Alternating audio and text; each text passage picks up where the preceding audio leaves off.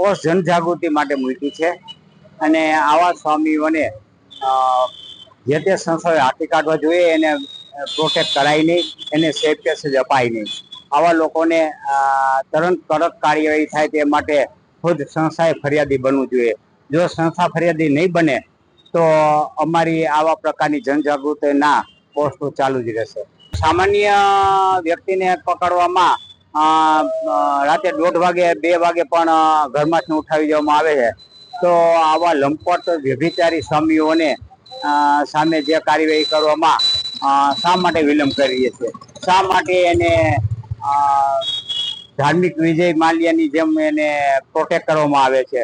મારી દ્રષ્ટિએ ન આવવું જોઈએ. એને સેફ પેસેજ અપાય નહીં, એને છટકવા માટેના કોઈ સગવડતાઓ પ્રદાન કરવી જોઈએ. એને થોડી જ એક્શન લઈને જો પકડી લીધા હોત તો આજે એને ગોતવાનો વારો ન આવે.